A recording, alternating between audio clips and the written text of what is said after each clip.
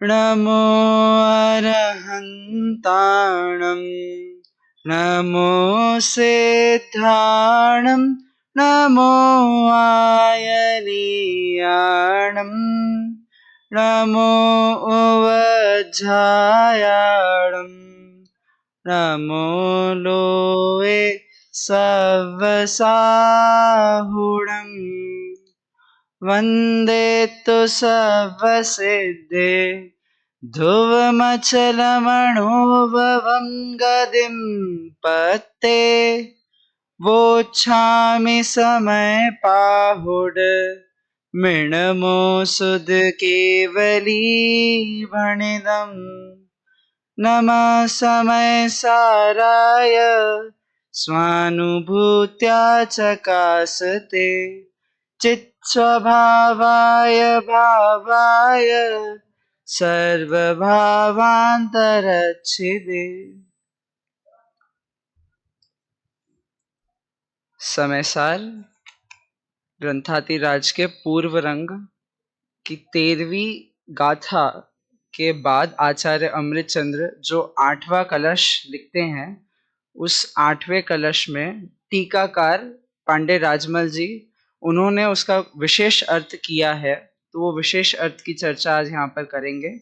साथ ही साथ फिर आगे अमृतचंद्र आचार्य किस प्रकार उस टीका को फिर आगे कंक्लूड करते हैं और कंटिन्यू करके 9वें कलश की भूमिका बनाते हुए फिर 9वां कलश भी प्रस्तुत तो नहीं हो पाएगा, पर 9वें कलश की भूमिका तक आज पहुंचेंगे।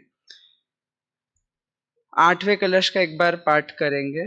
चिरमिति नवतत्व छन्नमुन्नीयमानं कनकमिव निमग्नं वर्णमाला कलापे अथ सतत विविक्तं दृश्यतामेकरूपं प्रतिपदमिदमात्म ज्योतिरोद्योतमानम्।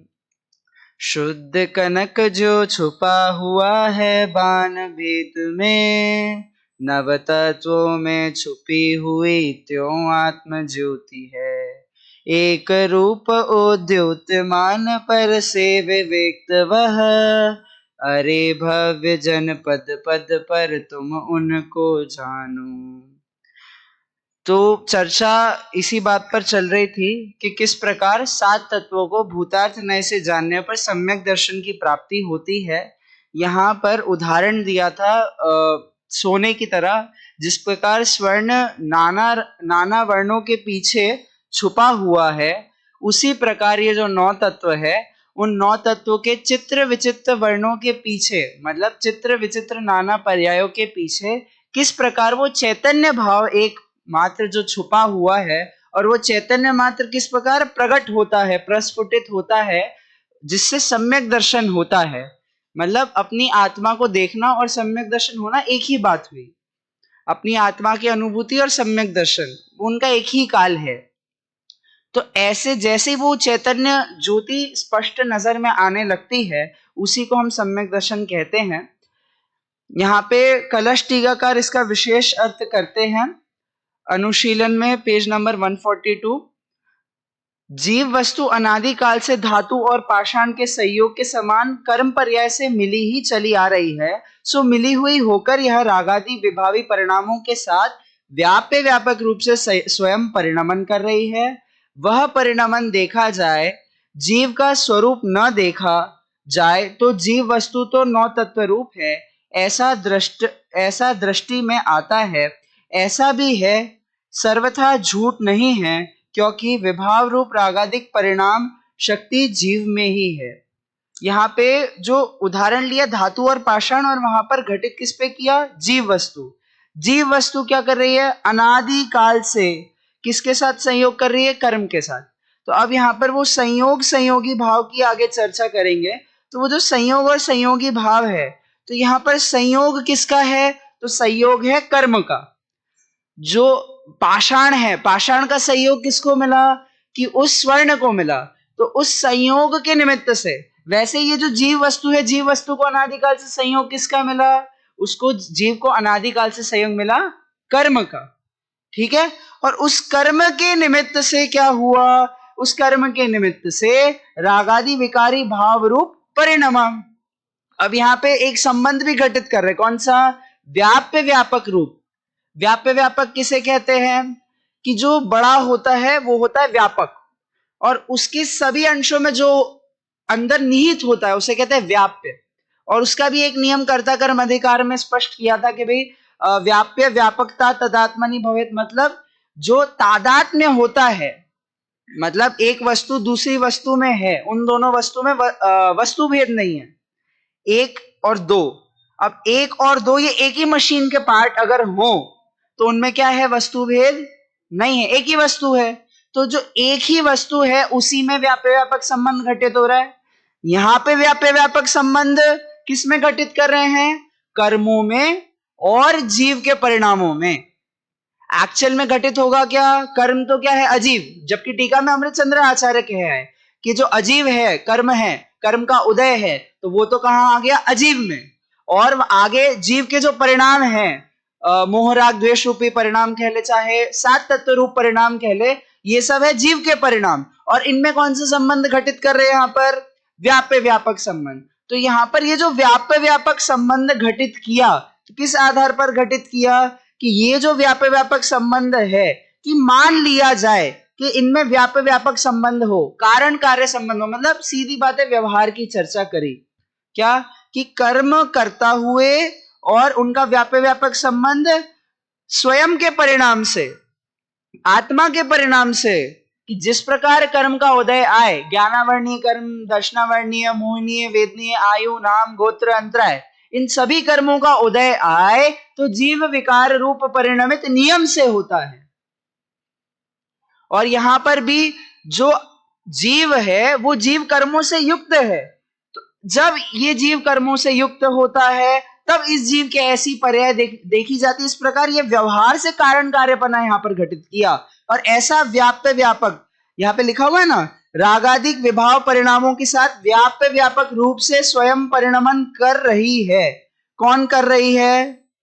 यही ये जो कर्म है, कर्म पर्याय से मिली हुई रागादिक विकारी पर्याय, और ये जो कर्म के साथ मिली हुई रागादिक विकारी पर्याय है वो व्याप्य व्यापक संबंध होने के कारण क्या हो रही है? मलिनता को प्राप्त हो रही है। मलिनता को प्राप्त हो रही। अब यहीं पे आगे आप जाइएगा, कर्ता कर्म अधिकार में ये बात स्पष्ट कर रहे हैं कि जो व्याप्य व्यापक संबंध है, तो व्याप्य व्यापक संबंध है क्या? कर्म में और जीव में। जीव में और कर्म में व्याप्य व्यापक संबंध नहीं है। क्यों? क्योंकि तादात्म्य, एक ही वस्तु में व्याप्य व्यापकता घटित होगी, तो वो तो घटित होती नहीं है। साथ ही साथ जीव और उसके रागादिक परिणाम, इनमें भी व्याप्य व्यापक भाव घटित होता है क्या? तो पुद्गल के उदय के निमित्त से होने वाले जो विकारी परिणाम हैं वो पुद्गल के उदय के निमित्त से हुए ना, इसलिए निमित्त की अपेक्षा से किसके हुए वो परिणाम? कि पुद्गल के ही परिणाम हुए। तो उन रागादिक विकारी परिणामों के साथ भी वो जीव का व्याप्य व्यापक संबंध घटित होता है क्या? नहीं होता।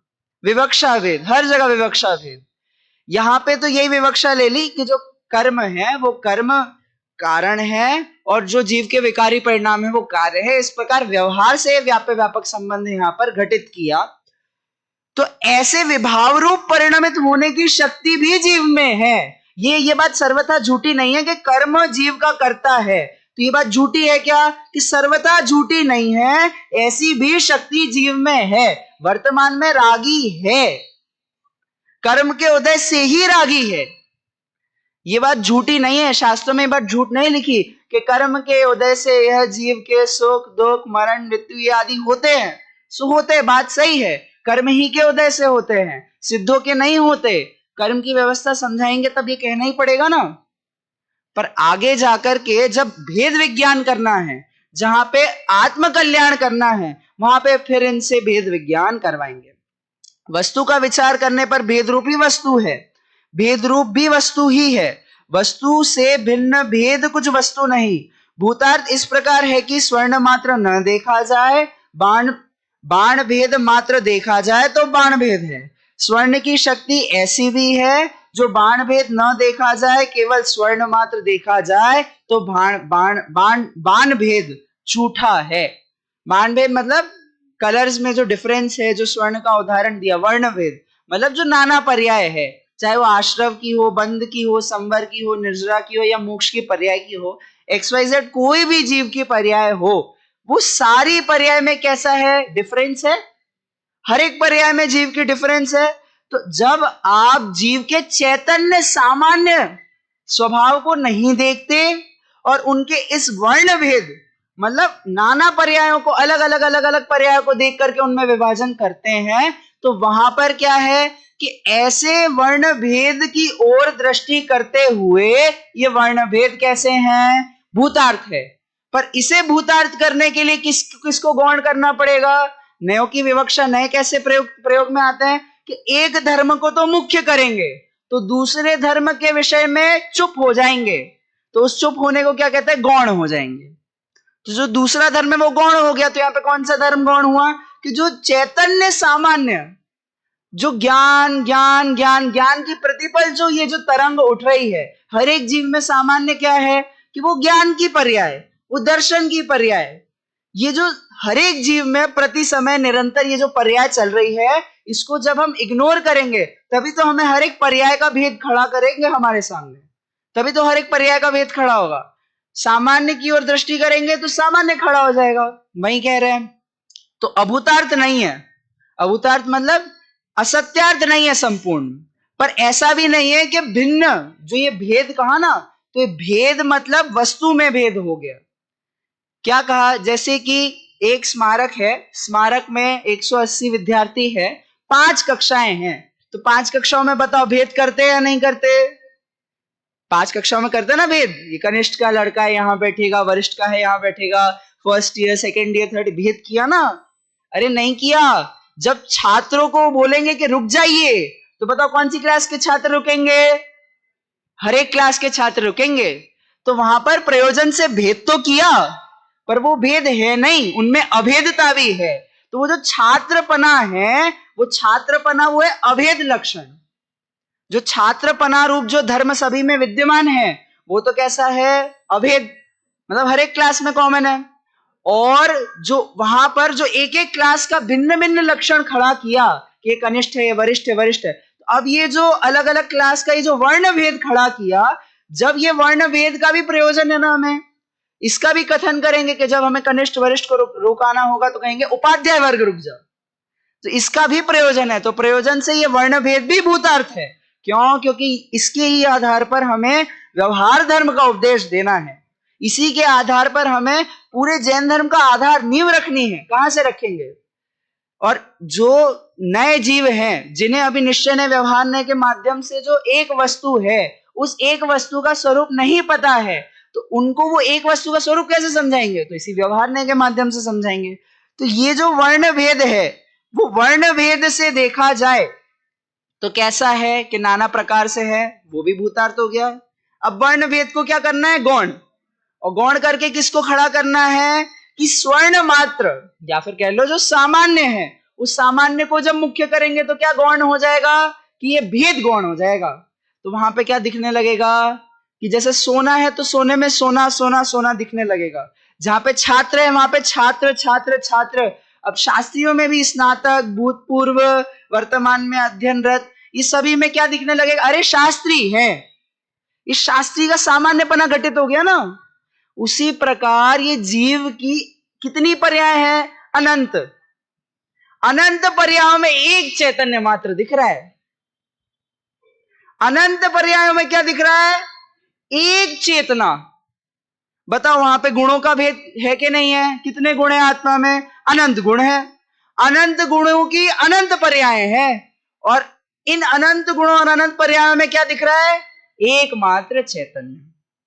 तो अब ये यहाँ पे विवक्षा भेद है कि आप चाहे जिस दृष्टि से देखना चाहो, जहां पे आपको बहिरंग दृष्टि से देखना है, बाह्य दृष्टि से देखना है, तो बाह्य दृष्टि से देखने पर भेद दिखेंगे, अंतरंग दृष्टि से देखना है तो अंतरंग दृष्टि से तो इन सभी में एकमात्र चैतन्य भाव ही प्रकाशित होगा। और भेद बुद्धि जो जहां पर करेगा तो वहां पे वो अभूतार्थ होगा, और अभेद बुद्धि करेगा वहां पे वह भूतार्थ हो जाएगा। देखो इसी प्रकार जो शुद्ध जीव वस्तु मात्र न देखी जाए, गुण पर्याय मात्र या उत्पाद व द्रव्य मात्र देखी जाए तो गुण पर्याय है, तथा उत्पाद व्यय द्रव्य है, जीव वस्तु भी है। जो गुण पर्याय भेद या उत्पाद व्यय द्रव्य न देखी जाए, वस्तु मात्र देखी जाए, तो समस्त भेद झूठे हैं, ऐसा अनुभव सम्यक तो है। बस सम्यक दर्शन जब आत्मा की अनुभूति करे, क्या सोचे कि मैं जीव द्रव्य से स्टार्ट करेगा। अब सोचेगा जिस जीव के कितनी पर्याय हैं, अनंत पर्याय हैं, ये पर्याय है, ये पर्याय वर्तमान में चल रही है। मैं संगी हूँ, मैं मनुष्य हूँ, मैं पर्याप्त हूँ, उसमें भी मैं साधारण प्रत्येक, ये सब विचार कर करके कहाँ जाएगा कि ये सब में संगी पंचेंद्रिय में आया, संगी पंचेंद्रिय से फिर वो पर्याप्त हुआ, पर्याप्त होकर के फिर उसकी इतनी योग्यता हुई, क्षयोपशम हुआ, क्षयोपशम होने के बाद क्षयोपशम लब्धि हुई, विशुद्धि लब्धि हुई, फिर देशना लब्धि हुई, फिर प्रायोग लब्धि हुई, फिर करण लब्धि हुई। वहां पे वो ये सब सोचेगा कि मेरी कौन सी पर्याय चल रही है, कि वर्तमान में मैं कहाँ पे हूँ, कि देशना लब्धि का काल चल रहा है, प्रवचन सुन रहे तो। उसके बाद प्रायोग लब्धि का काल चलेगा, उसके बाद करण लब्धि का। ऐसे बुद्धि पूर्वक ये पर्यायों को नहीं बुला रहा है, क्या कर रहा है कि इस आत्म तत्व का, इस वस्तु स्वरूप का वो सतत चिंतन कर रहा है कि आत्मा क्या वस्तु है। टोटोमल जी कहते हैं ना, कैसे विचार आते हैं उसको कि ये आत्म वस्तु कैसी होगी, उसका स्वरूप कैसा होगा, ये आत्मा का अनुभव कैसा होता होगा। इस प्रकार वो जो श्रोता है ना, श्रोता के लक्षण में कि कैसा होगा ये आत्मा, तो ऐसी आत्मा को जानने की रुचि जागती है। ये रुचि जागी, वहीं पे क्षयोपशम लब्धि भी हो गई, आपकी विशुद्धि लब्धि भी हो गई। अब वही रुचि आपकी देशना को प्राप्त करने में निमित्त भी बनेगी, और वो जो देशना की प्राप्ति हुई उसके बाद आपकी और विशुद्धि बढ़े, सो प्रायोग लब्धि होगी। और विचारते विचारते विचारते जहां पे आपको ये चेतना का लक्षण, ये जो चेतना मात्र है, ये चेतना मात्र जितनी स्पष्ट होती चली जाएगी कि ये वर्तमान में जो ज्ञान है वही मैं हूं, इतनी ये जो चेतना स्पष्ट होती चली जाएगी, वहीं पे सम्यक दर्शन हो जाएगा। तो ये जो विकल्प है, पर्यायों का विकल्प, साथ ही में अनंत गुण है, तो ज्ञान गुण का देखो अभी वर्तमान में ऐसा परिणमन हो रहा है, ऐसा मेरा क्षयोपशम है, इतना जान रहा हूं, फिर इतना जान रहा हूं, फिर इतना, ये ऐसे विकल्प में नहीं उलझेंगे। उसके बाद फिर जो आत्मानुभूति के काल में वो ये नहीं देखेंगे अरे मैं तो मिथ्या दृष्टि हूं, अरे अनादि मिथ्या दृष्टि जीव के श्रद्धान है, वो तो मिथ्या है, और उसी के 3 करण रूप परिणाम होते हैं। और 3 करण रूप परिणाम हुए, इसका मतलब क्या है कि अब वो 3 करण रूप परिणाम होने के अगले समय में सम्यक दर्शन होगा। तो सम्यक दर्शन भी उस मिथ्या दृष्टि जीव को ही होता है कि जो स्वयं को पूर्ण देखता है। तो यहां पर वो ये नहीं देखेगा कि मैं मिथ्या दृष्टि हूं, मुझे वस्तु का सच्चा स्वरूप नहीं पता, नहीं, वो वस्तु के स्वरूप के ओर निरंतर अग्रसर होगा। तो वहां पर ये सारे भेद खड़े नहीं होंगे, उसके ज्ञान में ये सब भेद वो खड़ा नहीं करेगा, वो तो अभेद की ओर जाता जाएगा। सामान्य सा अर्थ है, तो वहां पर वो ये नहीं देखेगा गुण है या पर्याय है, वो सीधी वो वस्तु मात्र, सीधी वस्तु की ओर, उत्पाद है, व्यय है, द्रव्य है, तो ये सब भेद भूतार्थ है। जब वस्तु का कथन किया जाए, किसी को समझाएंगे तो आप उसके द्रव्य गुण पर्याय से वस्तु को समझाएंगे, उत्पाद व्यय द्रव्य बने से उस वस्तु को समझाएंगे, या स्वयं उस वस्तु का स्वाध्याय करेंगे, चिंतन करेंगे तो द्रव्य गुण पर्याय से, उसका विवेचन करेंगे तो उससे। परंतु जब उस अभेद आत्मा की अनुभूति कर रहे हैं, उस समय क्या इनके विकल्प खड़े होते हैं? सो इनके विकल्प वहां पर खड़े नहीं होते, पूरी आत्मा को देखने की ओर लक्ष्य है वहां पर। तो जो भेद बुद्धि करते हुए जीव वस्तु चेतना लक्षण से जीव को जानती है, वस्तु विचारने पर इतना विकल्प भी झूठा है, शुद्ध वस्तु मात्र है, ऐसा अनुभव सम्यक तो है। कैसा अनुभव सम्यक तो है कि जो विकल्प है, विकल्प मात्र, कैसा विकल्प मात्र, जीव वस्तु चेतना लक्षण से जीव को जानती है, इतना विकल्प भी झूठा है। आत्मा को कैसे जाना? कि ज्ञान से जाना, ज्ञान के माध्यम से। नहीं नहीं, भेद खड़ा हो गया। किसका भेद खड़ा हो गया? आत्मा और ज्ञान का भेद खड़ा हो गया ना, अलग अलग भेद हो गए। आत्मा को किससे जाना? ज्ञान से। भेद खड़ा हुआ कि नहीं हुआ? आत्मा और ज्ञान एक ही वस्तु है या नहीं है? है। तो अब उनमें वो जो भेद खड़ा किया कि आत्मा को मैं ज्ञान से जान रहा हूं, ज्ञान से जान रहा हूं, ज्ञान से जान रहा हूं, तो ज्ञान से जान रहा हूं मतलब क्या? कि आत्मा और ज्ञान को भिन्न भिन्न जान रहे हैं। तो वो भिन्न भिन्न जानना ये भी सम्यक्त्व में नहीं है, ऐसा अनुभव होना सम्यक दर्शन नहीं है। जो ज्ञान है वो ही मैं हूं, ये जो प्रति समय प्रतीति हो रही है सो ही मैं हूं, ऐसे अनुभव का नाम है सम्यक।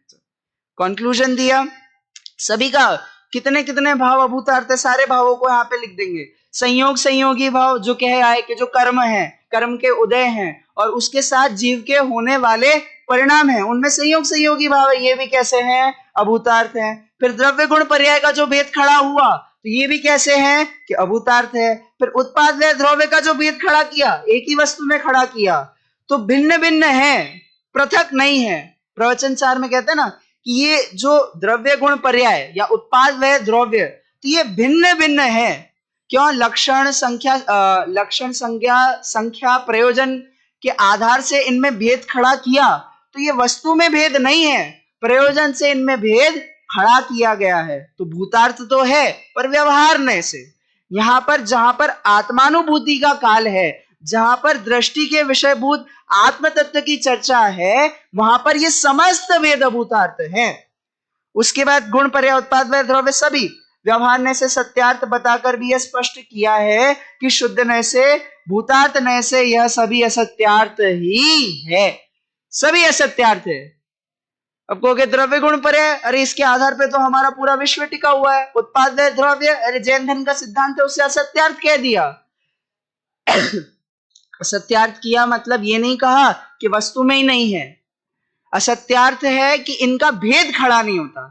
इनका जो भेद खड़ा किया ना कि द्रव्य ऐसी, उनके गुण इतने और उनकी पर्याय इतनी, अरे अलग निकाल के बताओ ना, अलग तो नहीं निकाल सकते। तो ये जो इनमें भेद किया, द्रव्यों में, उनके अनंत गुणों में और उनकी अनंत पर्याय में जो भेद खड़ा किया, वो भेद अभूतार्थ है।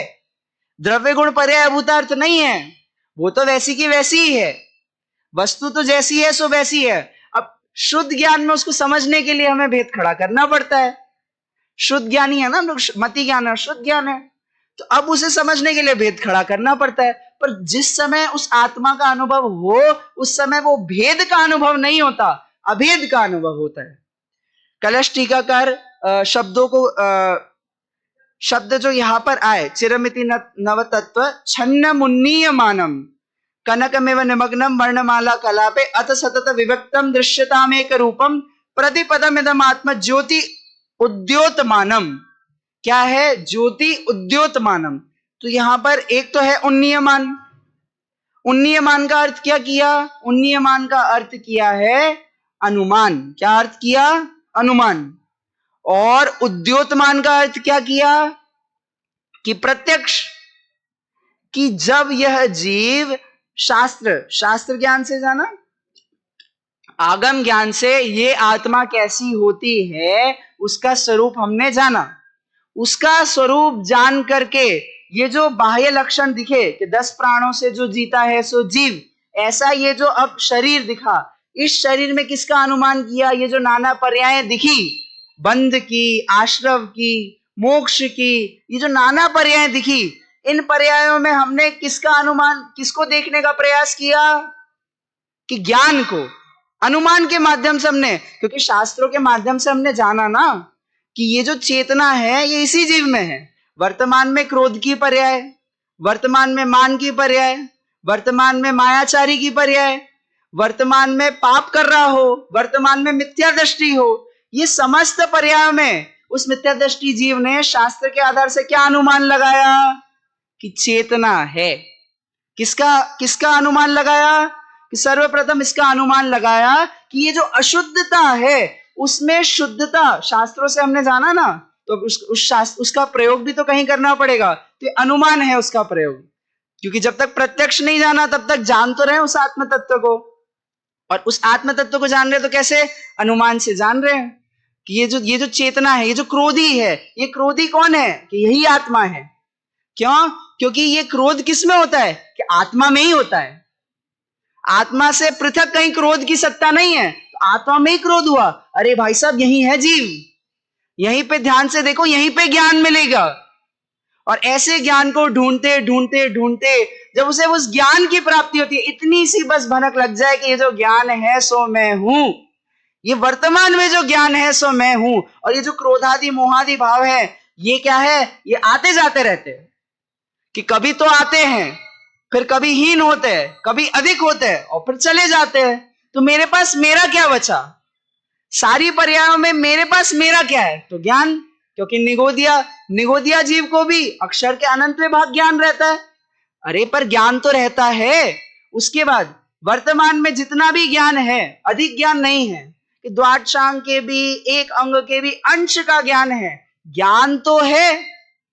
और आगे जिसे द्वादशांग का ज्ञान हो, शुद्ध केवली हो, उस शुद्ध केवली को भी ज्ञान तो है, केवल ज्ञानी है उसके भी ज्ञान तो है, और जो सिद्ध है उसके भी ज्ञान तो है। इस प्रकार जो ज्ञान सामान्य को देखता है, उस ज्ञान सामान्य को देखने से उस आत्मा की पकड़ होती है। और वही आत्मा, उसमें भी, उसी में सारे द्रव्य भी है, गुण भी है और पर्याय भी है। ऐसा नहीं कि द्रव्य गुण पर्याय से रहित है, भेद नहीं खड़ा हो रहा, भेद नहीं खड़ा हो रहा। वही दृष्टि के विषयभूत में वो क्वेश्चन उठता है कि भाई साहब वर्तमान पर्याय दृष्टि के विषय में निहित है या नहीं है? तो प्रश्न ये उठता है कि पर्याय क्या द्रव्य से अलग हो सकती है क्या? जब उस जीव ने पूरी वस्तु को जान लिया, तो वो पूरी वस्तु को जानने का अर्थ क्या हुआ?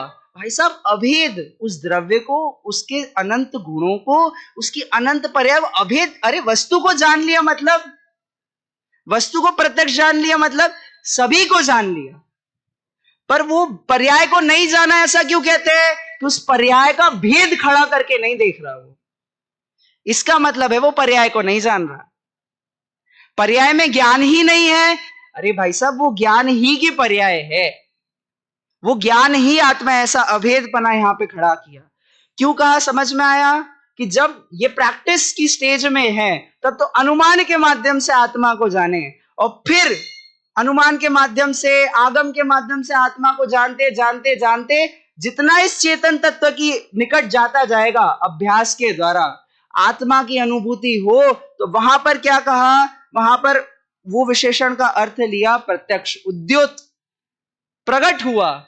प्रकट हुआ मतलब अनादि से नहीं था, अनादि से तो था, मेरी समझ में आज उसका उद्योत हुआ है, समझ में उसका आज उद्योत हुआ है। वहां पर देखिए आगे वो कहते हैं, वहीं पे आगे, जिस प्रकार वर्णों के समूह में छिपे हुए कलश टीका में उन्नीयमान का अर्थ आगम गोचर और उद्योतमान का अर्थ प्रत्यक्ष गोचर तथा विविक्त का अर्थ नौ तत्वों के विकल्प से रहित कहा है। जो विशेष ध्यान देने योग्य है, तात्पर्य यह है कि जीव वस्तु चेतना लक्षण से जानी जाती है, इस कारण आगम गोचर है और अनुभव ज्ञान का विषय बनती है, इसलिए प्रत्यक्ष ज्ञान गोचर है। विवक्षा स्पष्ट हो गई।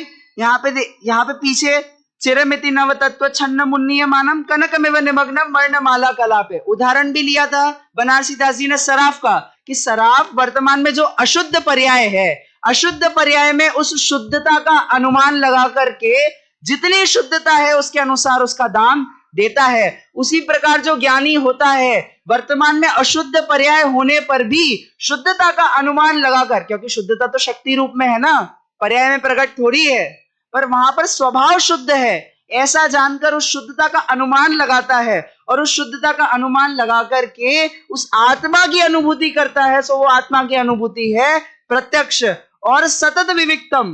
तब वो जो आत्मा की अनुभूति होती, वो आत्मा की अनुभूति कैसी होगी? वो शुद्ध होगी, सतत विविक्तम के रहित है। किससे रहित है? विविक्तम, नौ तत्वों के विकल्प से रहित है। वहां पे विकल्प नहीं है। विकल्प नहीं है मतलब कि भेद खड़ा नहीं हो रहा है, विकल्प नहीं है मतलब वहां पे भेद खड़ा नहीं हो रहा है कि ये जीव, ये उसका ज्ञान गुण, ये उसका दर्शन गुण, ये उसकी आत्मा की ओर दृष्टि है, आत्मोन्मुख है, सीधी बात, पूरी वस्तु को वो दृश्यमान कर रहा है, सो वह प्रत्यक्ष ज्ञान है। अब यहाँ पर आठवें कलश की चर्चा खत्म करके आचार्य अमृतचंद्र आगे इस बात का ये विषय उठाएंगे कि किस प्रकार जो नए प्रमाण और निक्षेप है, इनके भी विकल्प किसमें नहीं आते? इनके विकल्प उस अनुभव में नहीं आते। आत्मा का जब अनुभव करते हैं तो क्या प्रमाण के द्वारा जान रहे हैं, कि उनको नयों के द्वारा जान रहे हैं, या उनको निक्षेप के माध्यम से जान रहे हैं? अब आप कहोगे किसी से तो जानोगे ना, मति ज्ञान है और शुद्ध ज्ञान है, तो अब वो प्रमाणिक ज्ञान है, प्रमाण ज्ञान है, तो जानोगे तो प्रमाण से जानोगे, और कह भी है कि भाई सम्यक ज्ञानम प्रमाणम। तो आत्मा की अनुभूति एट द एंड ठीक है, आपको भेद खड़ा नहीं करना, तो नयों के माध्यम से आत्मा को नहीं जानना, ये तो मान गए कि नयात्मक ज्ञान कोई काम का नहीं है, ठीक है। तो प्रमाण ज्ञान को तो एटलीस्ट मानो कि भाई प्रमाण से आत्मा को जाना। और साथ में निक्षेप, तो निक्षेप आप कहते हो ठीक है, समझाने के लिए निक्षेपों का प्रयोग किया, समझने के लिए निक्षेप का प्रयोग किया, तो वहां पे निक्षेप की आवश्यकता नहीं है भी, पर प्रमाण का तो विकल्प खड़ा करे। आत्मा की अनुभूति के काल में प्रमाण का तो विकल्प खड़ा करना चाहिए ना। तो वो कहते हैं कि प्रमाण मतलब जो ज्ञान है, ज्ञान से स्वयं को जान रहे हैं, तो वो ज्ञान ही से जान रहे हैं, तो वो ज्ञान स्वयं में प्रमाण तो है, पर किस प्रमाण से जाना, किस ज्ञान से जाना, किस ज्ञान में, उस ज्ञान में उसका कैसा अर्थ प्रतिभासित होता है, इस प्रकार का विकल्प नहीं है। प्रमाण ज्ञान से जानते हुए भी वहां पर उसका विकल्प नहीं है कि शुद्ध ज्ञान से जान रहे हैं या मति ज्ञान से जान रहे हैं, इसलिए वहां पर उसको स्वानुभव प्रत्यक्ष कहा। क्या कहा? स्वानुभव प्रत्यक्ष। कि वो जो आत्मा की अनुभूति हुई, वो अनुभूति इंद्रियों के माध्यम से तो आत्मा को जाना नहीं जाएगा, मन के माध्यम से उस आत्मा को जाना नहीं जाएगा, तो उस आत्मा को जाना कैसे? उस आत्मा को जाना स्वयं के ज्ञान नहीं, स्वयं के माध्यम से। तो अब वहां पे मीडिएटर गैप हट गया, तो वहां पर जो भी मीडिएटर था, जो भी परोक्ष प्रमाण थे, तो परोक्ष प्रमाण से उस आत्मा की अनुभूति नहीं मान सकते, क्योंकि वो इंद्रियों के माध्यम से हो रही है, मन के माध्यम से हो रही है।